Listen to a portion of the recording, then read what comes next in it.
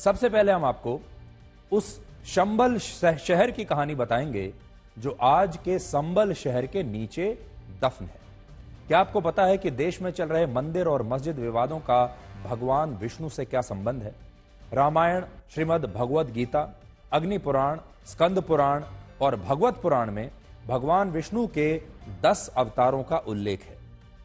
इनमें भगवान विष्णु के चौथे अवतार थे भगवान नरसिंह, जिनकी 1200 वर्ष पुरानी प्रतिमा आज भी कुतुब मीनार के परिसर में मौजूद है। एएसआई की रिपोर्ट यह कहती है कि कुतुबुद्दीन ऐबक ने 27 हिंदू और जैन मंदिरों को तोड़कर यहां भारत की सबसे पहली मस्जिद का निर्माण करवाया था और बाद में कुछ वर्ष पहले भगवान नरसिंह की यह प्रतिमा कुतुब मीनार के परिसर में दिखाई दी थी।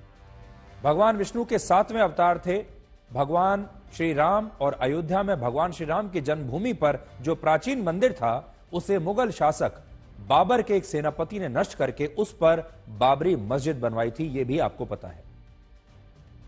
भगवान विष्णु के 8वें अवतार थे भगवान श्री कृष्ण और मथुरा की जिस जेल में भगवान श्री कृष्ण का जन्म हुआ उस स्थान पर मुगल शासक औरंगजेब ने एक मस्जिद का निर्माण करवाया जिसे शाही ईदगाह मस्जिद कहते हैं। और अब कलयुग में भगवान विष्णु के 10वें अवतार भगवान कल्कि को जिस शंबल ग्राम में अवतार लेना है उस संबल में भी अब मंदिर और मस्जिद का विवाद चल रहा है। और इससे यह पता चलता है कि भगवान विष्णु के जिन अवतारों ने सनातन धर्म की संस्कृति का इतिहास रचा, आज उन सभी भगवानों के जन्म स्थानों पर विवाद चल रहा है। आज बहुत सारे लोग ये भी पूछ रहे हैं कि क्या संबल में प्राचीन मंदिर, कुओं और बावड़ी का मिलना कोई संकेत है?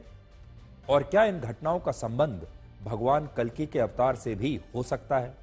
भारत के अब तक के इतिहास में संबल की कभी इतनी चर्चा नहीं हुई जितनी आज हो रही है। आपने भी शायद इससे पहले संबल का नाम नहीं सुना होगा। संबल में 24 नवंबर को हुई हिंसा के बाद से अलग अलग स्थानों पर खुदाई के दौरान मंदिर और कुएं मिल रहे हैं और यह सब अचानक हुआ है। ऐसा लग रहा है कि संबल के नीचे जो प्राचीन शंबल दफन है वो लोगों से कुछ कहना चाहता है। वो शहर जिसे हम शंबल शहर कहते हैं वो बाहर निकलना चाहता है। संबल में प्रशासन को खुदाई के दौरान एक ऐसी बावड़ी मिली है जिसमें एक सुरंग भी हो सकती है। बावड़ी या बावली का अर्थ एक ऐसे चौड़े और बड़े कुएं से होता है जिसमें उतरने के लिए सीढ़ियां होती हैं। अंग्रेजी में इसे स्टेप वेल भी कहते हैं। लेकिन संबल में मिली बावड़ी कई मायनों में अलग है और लोग इसे भगवान कल्कि के अवतार से जोड़कर देख रहे हैं। यह बावड़ी 125 से 150 वर्ष पुरानी हो सकती है जिस पर स्थानीय लोगों ने अतिक्रमण किया हुआ था। इस बावड़ी में एक सुरंग है और इसमें नीचे एक पूरा ढांचा बना हुआ है जिससे यह पता चलता है कि संबल का एक इतिहास शायद जमीन के नीचे दफन है। और आज बात सिर्फ इस बावड़ी की नहीं है। प्रशासन को संबल में ही एक ऐसा कुआं भी मिला है जो पिछले कई वर्षों से बंद पड़ा था। लेकिन आज जब भी इस कुएं में 8 फीट नीचे तक पानी मौजूद है। स्थानीय हिंदुओं का कहना है कि यह पाताल लोक का पानी है जो कुएं के बंद होने के बाद भी सूखा नहीं है और लोग इन सारी घटनाओं को अब भगवान कल्कि के अवतार से जोड़कर देख रहे हैं। इसलिए आज हम आपको भगवान कल्कि के बारे में कुछ ऐसी बातें बताएंगे जिनसे आपको यह पता चलेगा कि लोग संबल में मिल रहे मंदिरों और बावड़ी को भगवान कल्कि से जोड़कर क्यों देख रहे हैं। धार्मिक मान्यताओं के मुताबिक भगवान कल्कि कलयुग के अंत में अवतार लेंगे और इसका उल्लेख स्कंद पुराण, भगवत पुराण और कल्कि पुराण में मिलता है। और इसमें यह भी लिखा है कि भगवान श्री राम और भगवान श्री कृष्ण की तरह भगवान कल्कि पाप का नाश करके पृथ्वी पर नए युग का आरंभ करेंगे और यह कलयुग के बाद का युग होगा। इन्हीं पुराणों में यह भी लिखा है कि भगवान कल्कि 64 कलाओं में माहिर होंगे और उनका जन्म संबल के एक ऐसे परिवार में होगा जो बहुत धार्मिक परिवार होगा और उनके पिता का नाम होगा विष्णु यश। अग्नि पुराण के 16वें अध्याय में भगवान कल्कि के अवतार का चित्रण भी किया गया है और इस चित्रण के अनुसार भगवान श्री राम की तरह कल्कि अवतार ने हाथ में तीर कमान धारण किया होगा और वो एक घोड़े पर सवार होकर आएंगे।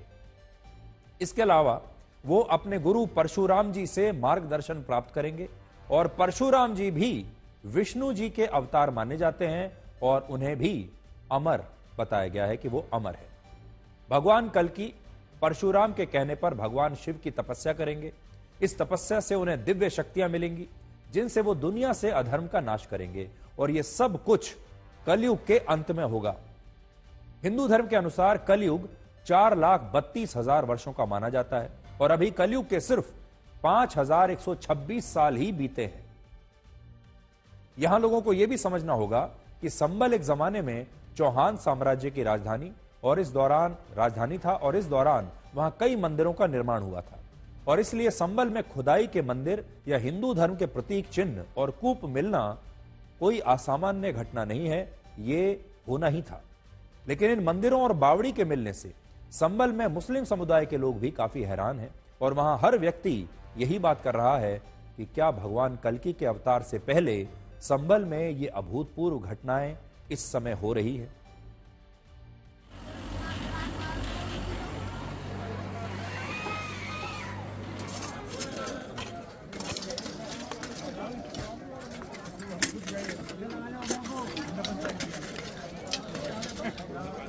तो आप तस्वीरों में देखिए कैसे स्ट्रक्चर है, काफी पुराना ये स्ट्रक्चर है। जो यहाँ पे काम कर रहे हैं उनसे बात भी करते हैं। क्या नाम है भैया आपका? मेरा नाम विक्रम है भैया। कितना आपने खुदाई कर ली यहाँ पे? अभी भैया 6 फीट करिए।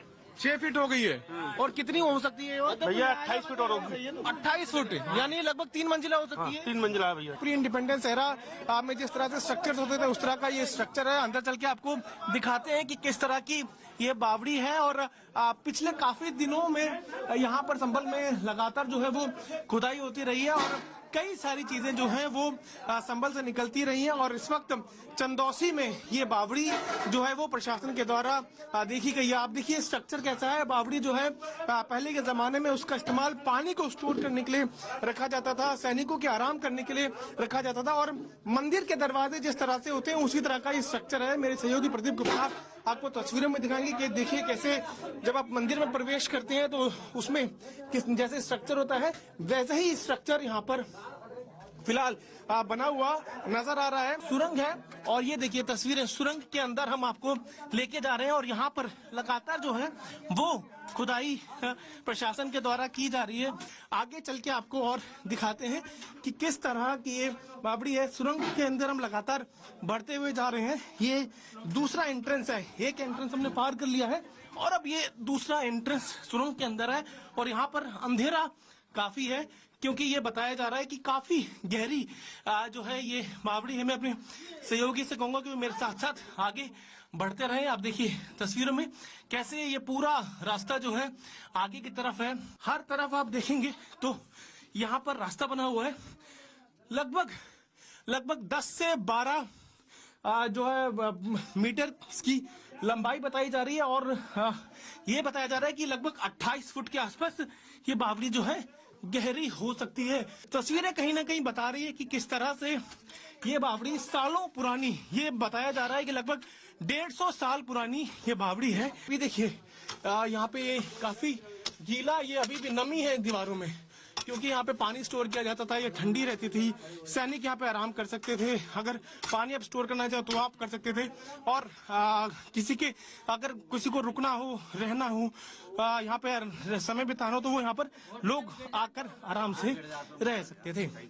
संभल के चंदौसी के लक्ष्मणगंज में एक बावड़ी मिलने का दावा किया जा रहा है और ये कहा जा रहा है कि ये बावड़ी लगभग 150 साल पुरानी है और इसीलिए लगातार खुदाई का काम जारी है। आप तस्वीरों में देख सकते हैं कि जो है अब तक 6 फीट खुदाई जो है वो पूरी कर ली गई है और ये कहा जा रहा है कि इसके नीचे बावड़ी है। 3 मंजिला जो है वो ये पूरा स्ट्रक्चर है और इसीलिए लगातार खुदाई करके ये जाना जा रहा है कि ये कितनी गहरी बावड़ी है और क्या क्या इसके नीचे अंदर है। कुरैशी साहब, आपकी ये जमीन आपकी है? ये सारी प्रॉपर्टी हमारी है और प्रशासन से इसका कोई लेना देना नहीं है। प्रशासन केवल इसकी जांच कर सकता है अगर इसमें कुछ निकलता है। बाकी प्रशासन की न ये कोई सरकारी जगह है न प्रशासन का इससे कोई लेना देना है। ये हमारी अपनी प्रॉपर्टी है और इसके हम पूरे दावेदार हैं। तो ये आपकी प्रॉपर्टी है, तो ये क्या आपको मालूम था कि इस जमीन के नीचे बावड़ी है? हाँ, ये बावड़ी पहले ही थी और ये मतलब बदायूं के आहूजा बाबू ने इसकी प्लॉटिंग करी थी। उन्होंने मतलब इसमें ये होशियारी खेली कि इसको जो है दबा के भराव करा दिया और प्लॉटिंग कर दी।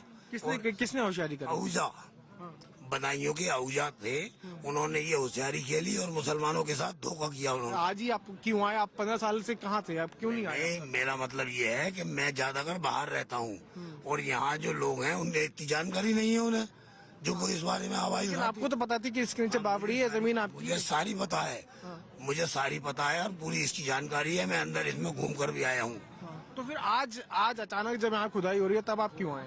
मैं इसकी जब मुझे इत्तला मिली है तब मैं आया हूँ यहाँ पे। तो आपने 15 सालों में उनसे बात की जिन्होंने इसको ढका, जिसको पूरा भरा? मैंने किसी से बात इसलिए नहीं की कि सारे मकान बने हुए हैं, लोग रह रहे हैं, अपने ऊंची ऊंची बिल्डिंगें बना रखी हैं, काफी पैसा लगा रखा है, ये इसमें प्रशासन का कोई लेना देना नहीं। इसके 3 तल बता रहे हैं, जो नीचे के 2 तल हैं वो मार्बल के हैं और जो ऊपर का है वो ईंटों का बना हुआ है और 400 वर्ग मीटर क्षेत्र के अंदर है। वर्तमान में 210 वर्ग मीटर क्षेत्रीय है, शेष पर कब्जा है, तो जो ड्यू प्रोसेस फॉलो करके हम उसको भी खाली करवाएंगे। सर मौके पर कुल 150 गज है और बाकी में यहाँ पे निवास बने हुए हैं। अब इन निवासों के अंदर अगर प्रक्रिया अगर जब जैसे कि चालू है और अगर निकलती है सुरंग या सीढ़ियाँ, तो क्या प्रक्रिया? किसी भी वाटर बॉडी के ऊपर अतिक्रमण का किसी को अधिकार नहीं है, हम नोटिस देंगे और उनको हटवाएंगे।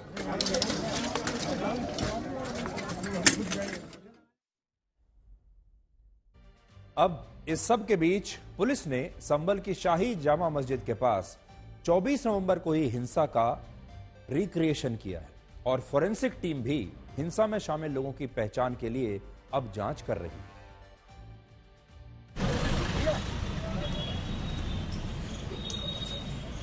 उत्तर प्रदेश के संभल में 24 नवंबर को हुई हिंसा के बाद आज देख सकते हैं कि जो आगरा की जो एफएसएल टीम है वो इस वक्त संभल में पहुंची है और इस वक्त जो संभल के अधिकारी हैं उनके साथ उन्होंने बातचीत की। उसी के साथ वो जो घटना स्थल पर वहां भी पहुंचे, वहां मौके पर पहुंच करके उन्होंने जो सीन रिक्रिएशन का काम था वो उन्होंने किया। और आप देख सकते हैं ये जो एफएसएल के जो अधिकारी हैं, आगरा एफएसएल की पूरी टीम बताई जा रही है, जो इस वक्त जो टीम है वो यहाँ से जो जा रही है। जो 24 नवंबर की हिंसा हुई थी उसकी जांच पड़ताल करने के लिए अब यहाँ से जो है घटना स्थल की तरफ जो है जाया जा रहा है।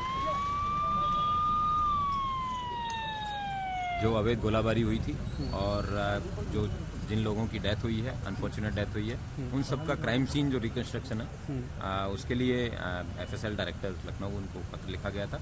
उसी के अनुक्रम में आज एफएसएल की टीम आई है और उन्होंने जो लोग जिनको गोली लगी थी और उसके अलावा जो लोग मृतक हैं उन सब चीज़ों का उन्होंने क्राइम का रिकंस्ट्रक्शन किया है और उसके आधार पर उनके द्वारा ये सब बैलिस्टिक एक्सपर्ट्स हैं, जितनी भी फोरेंसिक की रिकवरी वगैरह जितनी भी हुई है उन सब के आधार पर ये अपने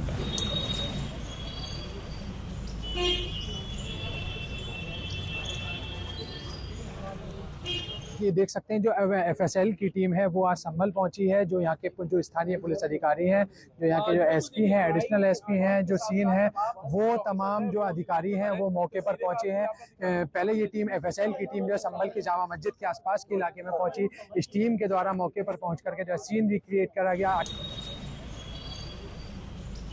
तो देखिए जो यहाँ पर देखिए जो वीडियोग्राफी आप देख सकते हैं, जो एफएसएल टीम है वो यहाँ पर जो है टेप लेकर के पूरा सीन रिक्रिएट जो है क्या नाम कर रही है। नीचे आप देखेंगे तो देखिए जो कर्मचारी हैं वो इंची टेप अपने हाथ में लिए हुए हैं और ये चीजें जो है बारीकी से जो है देखी जा रही है वो कि आखिर ये सड़क कितनी चौड़ी है, कितना इसमें जो है क्या क्या चीजें यहाँ मौके पर थी। तो देखिए यहाँ पर बारीकी से जो है जो उनके उपकरण हैं जाँच करने के जो है वो उसको जो है उन्होंने वहाँ पर निकाला है और घटना स्थल पर अब वो बारीकी से इन सारी चीजों को जो यहाँ पर देखेंगे कि आखिर जब ये पूरी हिंसा हुई तो कहाँ से उपद्रवियों का जो है यहाँ पर आना जो शुरू हुआ और किस तरफ से जो है पुलिस ने पूरा मुकाबला शुरू किया। तो ऐसे में संभल हिंसा की जांच लगातार संभल पुलिस कर रही है और इसी बीच आज एफएसएल की जो टीम है, आगरा प्रयोगशाला की टीम बताई जा रही है, वो आज जाँच करने के लिए संभल पहुंची है।